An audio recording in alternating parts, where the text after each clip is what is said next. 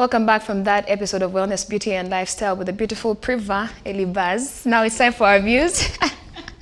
It's time for our views, and today we are going to have a very, very serious conversation actually, and it's in regards with coping with loss and grief. Yeah, it's a very touchy subject, like we did express, me and the girls expressed before, you know, we came on air.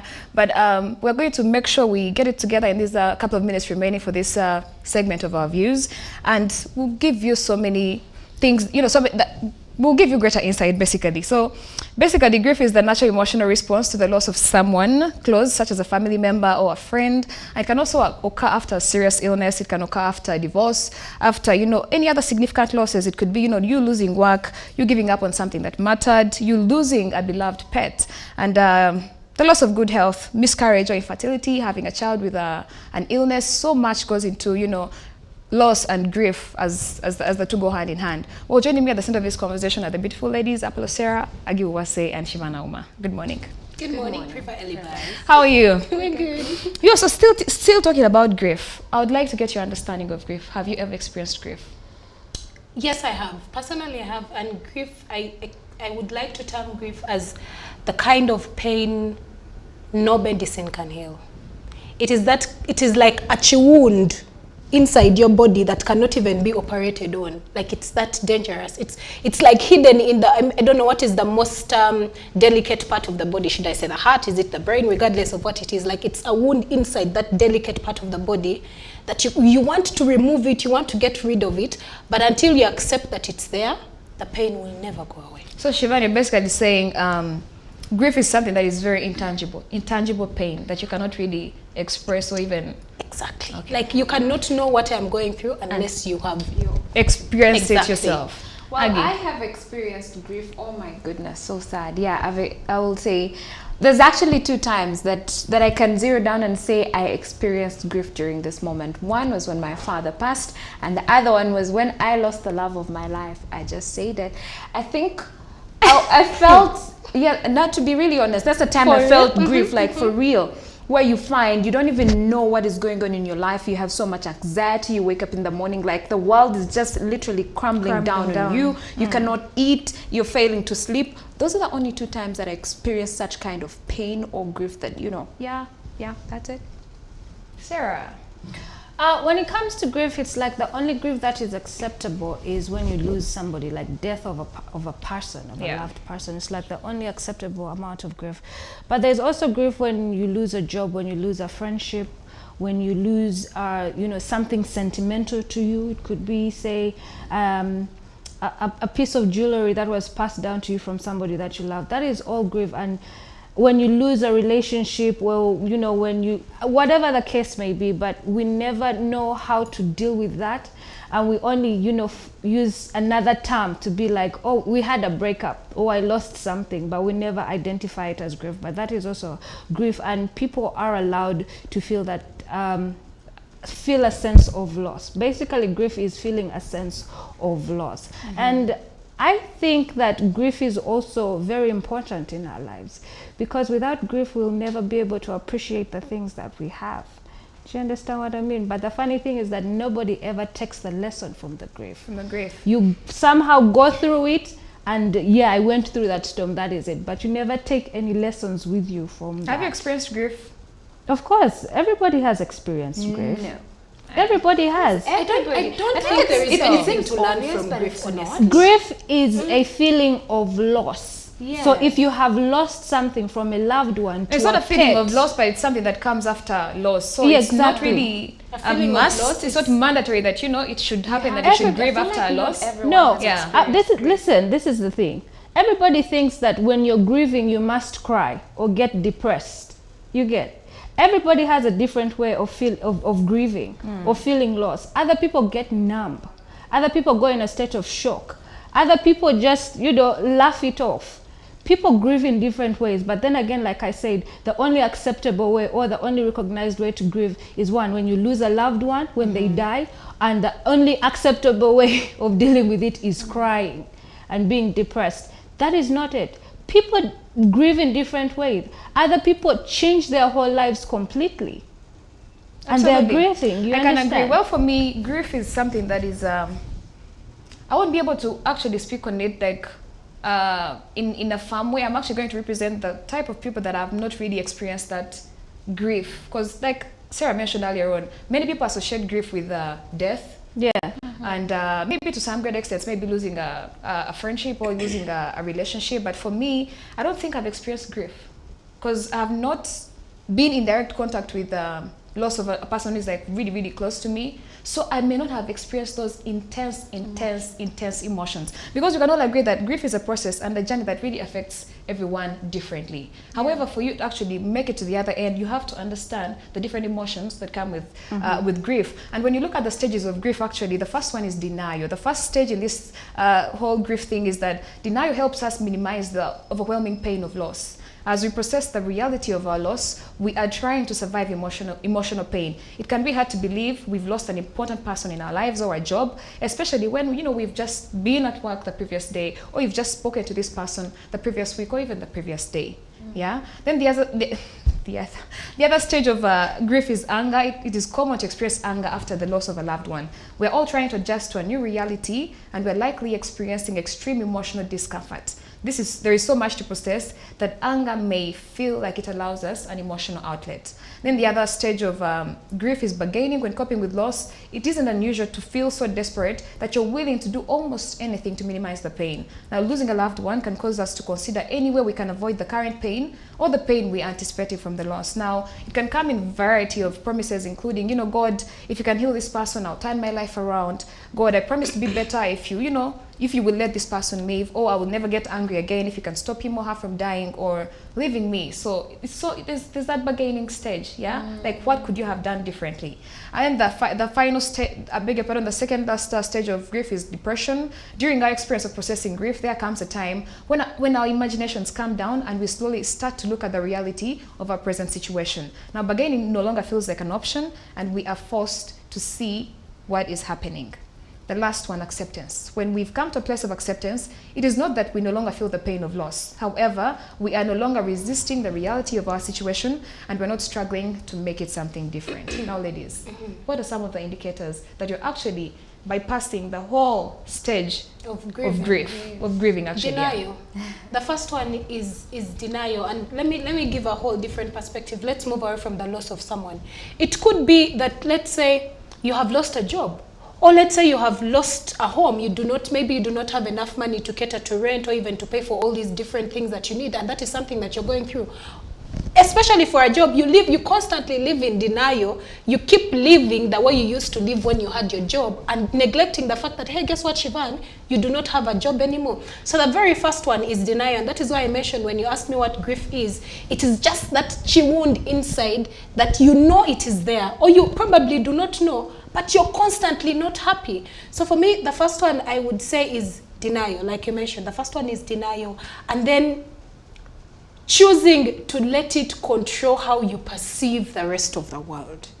Just because, and I'm not saying this from a bad place, but for example, I'll give an example. Last week I lost my nephew. It was very devastating. Anyone would say, but he's your nephew, he's not a close relative, but I had developed a strong bond with him, and he was just one and a half years, and we lost him to pneumonia. And in my head, I'm like, we're living in a country where babies still die of pneumonia with all the technology we have. Like, make it make sense. Like, we're living in a world where parents can be negligent. I'm not saying the parents were negligent, but I've heard stories and I've read them in the media where parents expose their children to such cold weather at a tender age. So the fastest way to get rid of grief and loss is to accept that the pain is there.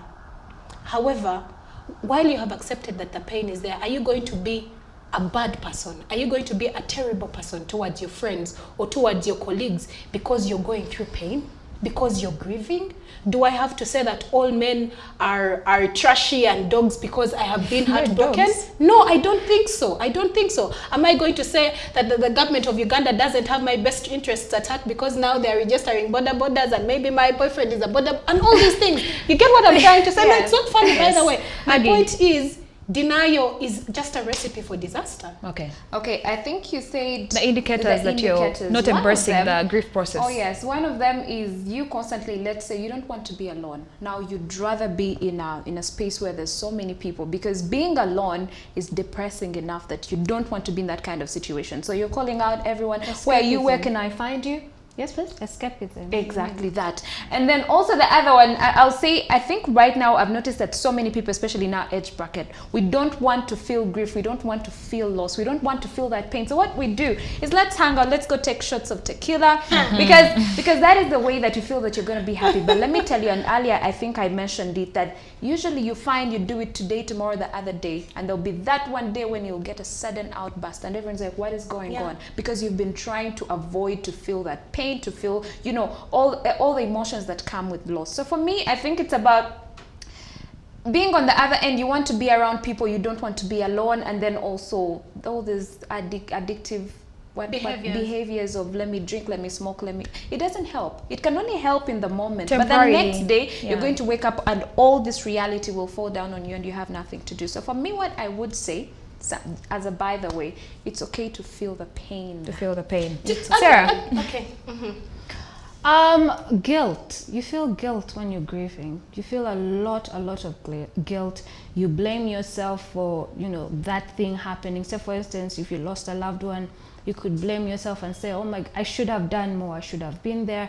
If it's a job, I should have, you know, done my job better. Even if, like, again, some people have sentimental attachments to certain items. Like, again, I said, your mom could have given you something and then you lose it and you start blaming yourself. I shouldn't have, you know, taken it there, or I shouldn't. You understand? So it's a lot of blame, there's a lot of guilt. Like Aggie said, there's a lot of escapism. You start to use you use drugs, you become promiscuous, you're sleeping around because you're trying to numb the pain. But then the thing about grief is that people don't allow people to grieve, because I said the only way people identify grief is when you're crying. You get? Yeah. But people grieve in different ways. There are people who are not criers, and then they just turn to, you know, outbursts of anger and lots of rage. And then now people are going to start judging you for being an angry person instead of understanding where your anger is coming from. So yeah, so that's the way that Pretty tricky situation. Yes, you wanted to supplement something, Shivan? There's something Aggie mentioned, and you know, she said then we start having different behavior patterns. You maybe start drinking, you know, and that's the only way. The reason as to why very many times, and I'll give this an example. There's a time I had gone out with my friends, and randomly we're having fun, you know, chatting. I had gone to like a restaurant and bar. So this guy out of nowhere just falls down and breaks down crying. And he takes off his shirt and he's undressing and he's in so much pain. And I'm wondering, I've been with this guy for like a month. He's a friend. And like, I don't see any signs of depression or PTSD. Why is he acting up? And then he breaks down and tells me he lost his mom. And I had no idea. He had not opened up and told anyone because he was still in denial. The reason as to why we have people who have outbursts of depression and, you know, they just fall down and break down is because when it finally hits home that, you know what, you have lost someone, you have lost your job, you have lost your source of livelihood, you have lost your housing, it hits you so hard than before if you had accepted it earlier. And that is the thing that we tend to neglect. We want to continue living in denial, forgetting that it doesn't help. But that is what grief is. You don't want to accept that you are experiencing this loss. I lost my mother. I have known this woman all my life, and now tomorrow I'm going to wake up without her here. You don't just wake up and accept it has happened. I don't think that's what I'm saying. And that is why there are 7 stages to it. There are 7, right? Five of them. That's why there are 5 steps to it. It's a process, and everybody processes it differently. Yeah. And I think that we need to allow people to go through their process. Don't dictate. Don't tell them this is how you're supposed to act. Don't tell them this is how you should be. Don't tell them get over it. Don't tell them that is how it's supposed to be. Allow people to go through it. That is why a lot of people cannot talk to anybody about how they actually feel, because everybody is going to approach it with so much judgment, with so much unnecessary advice. You know nothing about how that person is feeling. Okay. You may be the kind of person who has a strained relationship with your mother, so you're like, even if she died today, me, I'll still be fine tomorrow. But there's that person who feels that my world will stop spinning if I woke up tomorrow and this woman was not here. So let's allow people to go through their process. It's not about accepting earlier or Accepting later. earlier. Or My point is not of acceptance. Guys, I'm sorry. I do agree that people should take their time to grieve. I mean, we process grief in different ways. My issue is when you allow it for so long. Let's take a look at the stats for people who suffer with mental health. I'm a mental health advocate. Most of the people who have these mental health issues is because they have lived in denial of grief and loss. It is hard. It is hard, trust me, I have been there, I have lived through it, but I had to pick up all my broken pieces and accept that, you know what, this person is not here anymore, this job is not here anymore. What am I going to do about it? I took my time, I took a month off. No one forced me or no one directed me. And when I was able, I rose like a phoenix from the ashes. For some people, it's different. But you are not that person. You're not that person. Allow the next person to do their time. Allow the next person to do their time. It ceases to be about you and it's another person. It's not about you. Okay, I think we clarified earlier on in the conversation. Of course, grief happens differently for everyone, yeah? People might process it almost immediately. Others may take some time. Others may never even really get over it. Yeah. You understand? But if you're out there and you're experiencing, grief or loss, of course, you may always carry around a feeling of sadness. You feel like something is really missing in your life, or you miss that person. Like the emotions are intense. They are painful. You cannot even, they can't even subsidize however much you try. But hey, if you're out there, I want to tell you that you should know that it eventually becomes easier to deal with, yeah? And some of the ways that you can actually cope with grief, number one, you have to allow yourself to grieve. It is okay to cry. Many people find crying a relief, yeah? Exploring and expressing emotions can be a part of the process. Writing or listening to music can help as well. Stay away from the notion of your cultures who say people don't cry. In my culture, people don't cry. Yes, feel free to express yourself. If you're grieving, it's natural. It's okay for you to cry. The next bit is, live one day at a time. Set a regular daily routine and do something special for yourself every day. Try to go for a walk, eat, healthy, meditate, and, just relax. The other one is seek help. Talking to your doctor, people at a support group, or even a relative or a friend you trust can be of so much big help. Then the other bit is you have to stay connected. It is important to spend time with supportive people. Accept offers of help, talk about your loved ones, or simply spend time with others. Then create positive emotions, yeah? Look after your health as well. You could get some regular exercise, eat healthy food, and make sure you have enough sleep. Avoid recreational drugs and keep alcohol use to a sensible level. The word is actually sensible level. Do not just drink to die, yeah? Then the other bit is surviving anniversaries. Yes, birthdays, anniversaries, or holidays can trigger intense feelings of grief. It may help to mark these occasions with a simple ceremony, like maybe lighting a candle, playing some music, or gathering with family and doing something that the person loved about, life in general. So ladies, in two seconds, your final parting shots. 2 seconds? Just two of them. Embrace the process. Grief is a part of life, and it also teaches us some things after. Let's say if you have disappointed someone and you lose them, you will learn. When you realize that you've actually lost something good, you will probably treat someone next better or learn a few lessons out of life. So yes, grief is a part of life. Be patient with yourself. Do not be hard on yourself. Wake up every day. For me, I'll say the best way to cope with grief is actually giving your life to God. To God. Thank you. Amen. Mine would be one, let's stop downplaying people's emotions. People have a right to feel the way they want to feel at a certain period in time. Take your time to heal, but accept it. Talk to someone. Reach out to someone that you trust and talk about it. It gets better when you talk about it eventually. Sarah. Surround yourself with love. Point period blank. Go to where the love is. Where the love is. Any moment in time, go to where the love is. Stay away from these people who tell you to get over it. Go to where the love is. Read about grief. It's also a good way to help you. Just read about it. Find books on grief, find articles on grief, read about it, and then go to where the love is. Yes. On top of, empowering yourself with knowledge about grief, I would, encourage you to pray. At the end of the day, there's nothing prayer cannot sort. It may sound very, naive, very cliche, obnoxious, and, so many different words. But what I can say is that at the end of the day, once you pray to God, there is, a sudden relief that comes. It may not happen immediately, but eventually it gets better. But that's all we had for you today on our episode of Our Views. My name is Priva Elibaz. Keep watching.